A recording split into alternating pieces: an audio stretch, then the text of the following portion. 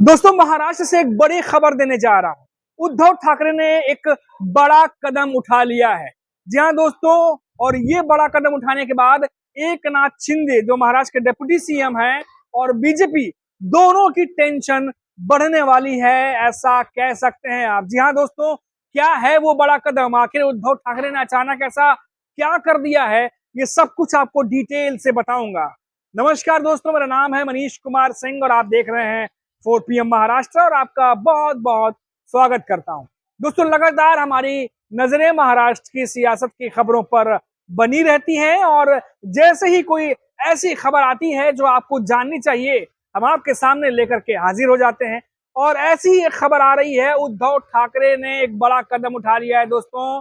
असली शिवसेना नकली शिवसेना का मामला एक बार गर्माते जा रहा है। जी हाँ दोस्तों, शिवसेना का चुनाव चिन्ह जो कि अब एकनाथ शिंदे के पास है, उनकी शिवसेना के पास है, और साथ ही साथ नाम, इन दोनों को लेकर के सुप्रीम कोर्ट का रुख कर दिया है उद्धव ठाकरे ने एक बार फिर से।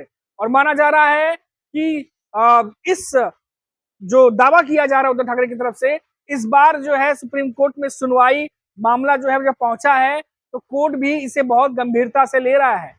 14 जुलाई को इसकी सुनवाई होगी, ऐसी खबरें आ रही हैं। और जो कह सकते हैं जो याचिका है वो दायर कर दी गई है, याचिका दे दी गई है। जी हाँ दोस्तों, अब जो चुनाव चिन्ह है शिवसेना का धनुष बाण, उस पर अब कानूनी लड़ाई शुरू हो गई है सुप्रीम कोर्ट में। साथ ही साथ शिवसेना जो नाम है उसको लेकर गई। आपको याद होगा, थोड़ा सा फ्लैशबैक में जाते हैं कि जब उद्धव ठाकरे जो शिवसेना थी, उस समय एक शिवसेना हुआ करती थी।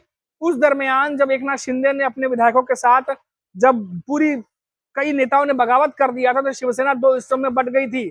उसके बाद देखा गया कि बहुमत के आधार पर चुनाव आयोग ने एकनाथ शिंदे को पार्टी का नाम भी दिया और चुनाव जो चिन्ह है धनुष बाण वो भी दिया। और इसके बाद लगातार एकनाथ शिंदे ये दावा करते रहे कि उनकी ही शिवसेना असली शिवसेना है, क्योंकि बाला साहब के विचारों पर वो चल रहे हैं और उनकी पार्टी के पास नाम भी है और जो चिन्ह है शिवसेना का वो भी है। और इसके बाद उद्धव ठाकरे जो है इसे असंवैधानिक बताते रहे, लगातार उनके पार्टी के नेता लगातार इसका विरोध करते रहे, लेकिन उस समय कुछ भी नहीं हुआ। और उद्धव ठाकरे का नाम उद्धव बाला साहब ठाकरे यानी यूबीटी के नाम से आप जानते हैं उसे।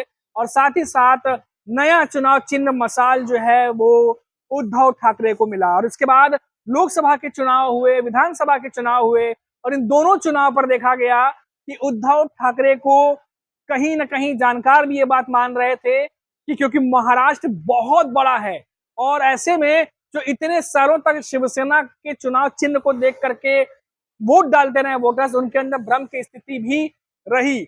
और कहा गया कि उद्धव ठाकरे को और ज्यादा वेटेज मिल सकता था, और ज्यादा फायदा मिल सकता था अगर उनके पास पुराना शिवसेना का जो चिन्ह है वो होता, लेकिन न उनके पास नाम है न ही चिन्ह है। तो ऐसे में उद्धव ठाकरे को नए नाम के साथ में और नए चिन्ह के साथ में चुनाव लड़ना पड़ा, जिसकी वजह से उद्धव ठाकरे को उतना फायदा चुनाव में नहीं मिला जितना मिलना चाहिए था। ये लगातार जानकार कह रहे थे।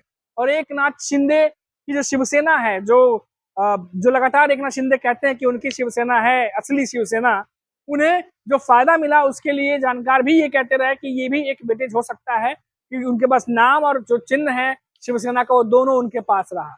तो अब दोस्तों ये मामला कोर्ट में है, सुप्रीम कोर्ट में है और जल्द सुनवाई होने वाली है। और सुप्रीम कोर्ट क्या कहेगा इस पर भी हमारी नजर रहेगी और आपको वो खबर हम जरूर पहुंचाएंगे। अब दोस्तों देखिए, महाराष्ट्र में लगातार आपने देखा होगा कि लोकसभा चुनाव के दौरान भी और विधानसभा चुनाव के दौरान भी बार बार उद्धव ठाकरे की शिवसेना कहती रही, सुप्रीम कोर्ट में भी याचिका पहले भी डाली गई थी, उस दौरान भी ये कहती रही कि कैसे जो है जो दावा किया जा रहा है उस दावे में यही कहा जा रहा है कि शिवसेना को उद्धव ठाकरे के साथ, क्योंकि जब ठाकरे परिवार से जोड़कर देखा जाता है, उद्धव ठाकरे की शिवसेना जो थी एक में थी, उसके बाद उनकी पार्टी टूटी है, तो उनकी पार्टी का जो चिन्ह है या जो नाम है वो उनसे नहीं छीना जाना चाहिए, कुछ इस तरीके से दावा जो है वो किया गया है। अब देखिए दोस्तों, यही सेम चीज जो है वो शरद पवार के साथ भी हुई।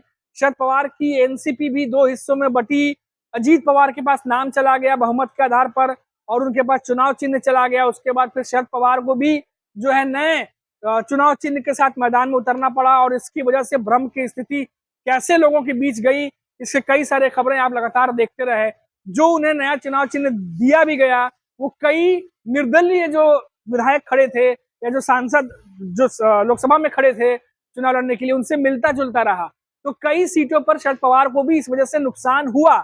इसीलिए अब आने वाले निकाय चुनाव से पहले, जीएमसी चुनाव से पहले उद्धव ठाकरे जो हैं इस बात को लेकर के कोर्ट पहुंचे हैं, सुप्रीम कोर्ट, और चाहते हैं कि जल्द से जल्द इस पर फैसला लिया जाए। लेकिन क्या आगे चल के कुछ एनसीपी की तरफ से भी, शरद पवार के एनसीपी की तरफ से, क्योंकि उनका भी मामला कोर्ट में लगातार जाता रहता है, तो क्या वो भी अब वापस से रुख करेगी कि जल्द से जल्द जो है इसको सुलझाया जाए, ताकि जो नुकसान चुनाव में हो रहा है लगातार वो उन्हें कम हो। क्योंकि चुनावों में दोस्तों नाम और जो चिन्ह है उसका बहुत ज्यादा फायदा जो है वो पार्टी को मिलता है, और ये देखने को भी मिला। उद्धव ठाकरे, शरद पवार दोनों को नुकसान हुआ, और उधर देखा जाए अजित पवार और एकनाथ शिंदे दोनों को विधानसभा चुनाव हो चाहे लोकसभा चुनाव हो फायदा जरूर मिला है। तो अब ये बात जो है, हालांकि अजित पवार की एक ही सीट निकली थी लोकसभा में, खैर वो 4 सीटों पर लड़े भी थे, तो ये जो है पूरी बात जो है वो अब उठने लगी है। अब इस पर उद्धव ठाकरे जो हैं, उद्धव ठाकरे की शिवसेना वो थोड़ा सा अग्रेसिव है, लगातार इस बात को लेकर के पहले भी वो कहते रहे हैं कि जो असली शिवसेना है वो उद्धव ठाकरे की शिवसेना है, क्योंकि जो एक पारिवारिक जो एक रिश्ता है, साथ ही साथ जो निष्ठावान शिव सैनिक हैं वो उद्धव ठाकरे के साथ में है, वो लगातार ये बात कहते रहते हैं।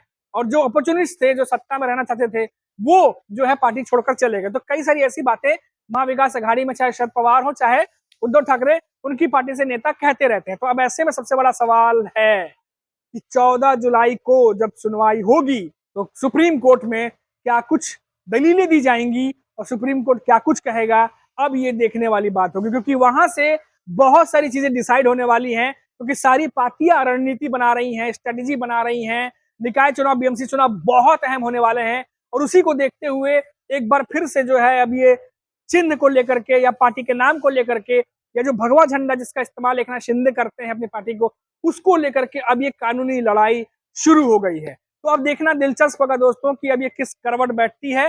लेकिन फिलहाल ये बड़ी अपडेट थी महाराष्ट्र से जो आपको मैं दे रहा था, क्योंकि उद्धव ठाकरे का ये बड़ा कदम एकनाथ शिंदे को भी टेंशन दे रहा होगा और बीजेपी को भी टेंशन दे रहा होगा, क्योंकि अब ये मामला चुनाव आयोग में या किसी सरकारी दफ्तर में नहीं बल्कि सुप्रीम कोर्ट में है, कानूनी जो न्यायालय है वहां पर है। और ऐसे में देखना होगा कि अब मामला किसकी तरफ जो है वो जाता है, उद्धव ठाकरे की तरफ या फिर एक बार फिर एकनाथ शिंदे की तरफ। जो भी अपडेट होगी हम आप तक लगातार पहुंचाते रहेंगे। अभी के लिए इतना ही, आप देखते रहिए 4 PM महाराष्ट्र।